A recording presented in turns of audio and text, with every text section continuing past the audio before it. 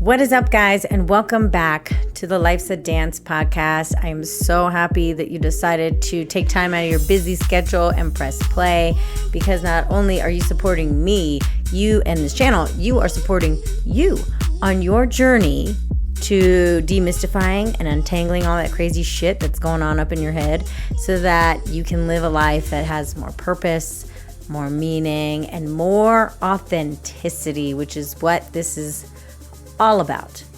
So I have a question for you guys today. Where does your motivation come from? And follow-up question, do you struggle to maintain motivation on a day-to-day basis? Because if you're like me and you struggle with maintaining that motivation, let me tell you, you are not alone, and we are going to talk about today where motivation comes from and how we can maintain motivation as we go throughout all the various challenges, obstacles, and just trying to achieve those goals that we want to have the life that we want. Because I'm going to raise my hand here and testify that I have been struggling so hard lately with motivation. And I think part of it is some physical stuff. My body's going through some changes. I'm in my mid-40s now, and I learned about a thing called perimenopause, which I'm not happy about, but it is what it is. So just from a physical standpoint, women at my age start to lose energy during the day, but then we get a lot of energy at night. So, it's wonderful. We become nocturnal. I'm being facetious, but so there's physical factors, right? There's mental factors, emotionally, I'm finally starting to feel normal, but after, dealing with the passing of my mom, things just have not been quite the same. I was getting up at like 5:30 in the morning, getting all my things done before I would even wake the kids up to get ready for school or get ready for the day.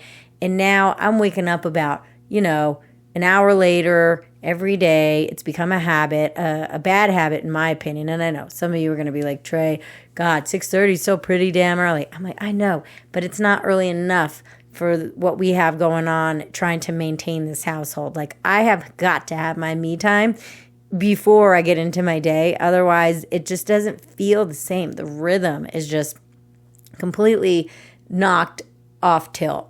So that being said, where does the motivation come from? Okay, motivation, I think the number one place where motivation comes from is, or at least where most people think it comes from, is the end game, right? The end goal.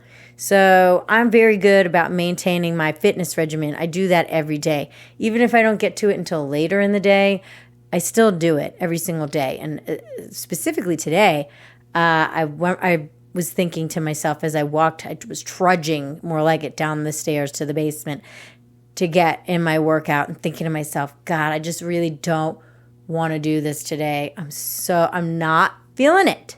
I am not feeling it. But then that little voice came into my head and it said, hey, Trey, if you can just get through, just do the first 5 minutes, see how you feel. If you need to modify the whole damn thing, modify. Don't go so intense. And then see how you feel. If you want to quit halfway through, fine. But at least just show up, So I showed up.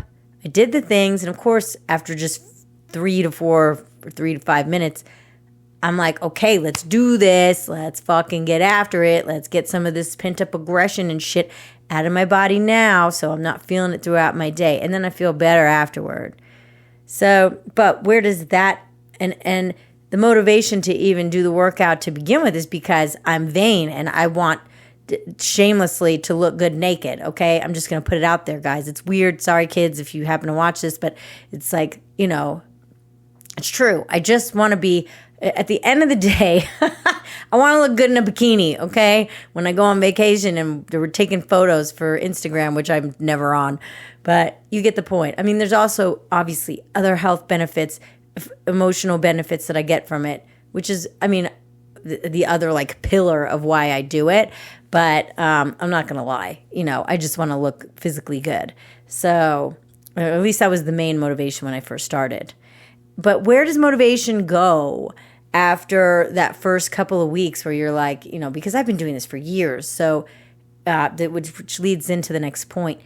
Motivation comes from, surprisingly, your discipline to just show up, okay? Because that's the thing. Today I had to have that conversation with myself, with my, the devil's advocate or the lazy, sloth side of me. It was like, no, man, I don't want to do it today. But the disciplined side of me came in and was like, we're talking the little angel and the devil on my shoulder. And it's like, dude, just do 5 minutes. Just do 5 minutes and see how you feel. And I bet we'll go from there.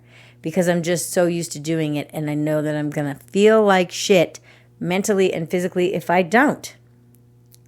Which is where the third reason for motivation comes in is the consequences of how our future self is going to feel by not following through on what we said we were going to do. Because there's intrinsically, we will beat ourselves up if we don't do what we commit to doing. Whether we actually express that externally or not is a whole nother story. But we have all had those moments where you were like, I'm going to work out today, and then you didn't, and then you beat yourself up for the rest of the day. So why not make the choice that's in your favor, thinking about future you? So this happens to me a lot with food. Okay, I know I'm sticking with kind of the same theme here, but I don't care. It's just where my mind's at right now. If I see a donut, or my husband just had a birthday, so we did a dessert buffet. So we got all these different kind of cheesecakes and some tiramisu and macaroons, and then it's like, okay, on the day of, it's fine. Let's celebrate. Let's have a reason to celebrate. But now that there's all these leftovers in the fridge, it's like staring me in the face, Trey, eat me. And I'm like, dude, if I eat you, I'm gonna feel like shit. Not just emotionally because I'm not sticking with my dietary plan, but just physically, I get sick when I eat something that's really high in sugar or has gluten or whatever. I feel bloated. I feel brain fog. I feel all the things because I've paid attention to myself long enough to know. So anyway, back to the point. Because if we can allot for those things where we, stray from the course, hey, on Fridays, I'm going to allow this.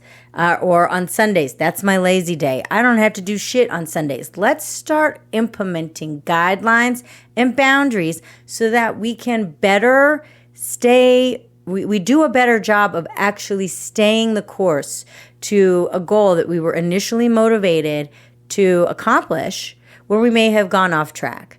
Because for me, that's happened a lot over the past few months because I've been consumed with emotions and just the administrative part of dealing with my mom's estate. It's been a lot to throw on my plate on top of everyday life. So just trying to maintain motivation, which is where this all came from, has been super difficult. And so now I'm trying to kind of reverse engineer it and think of ways where I can help myself and you, my viewer, my listener, reverse engineer it to where it's like, okay, let's break it down.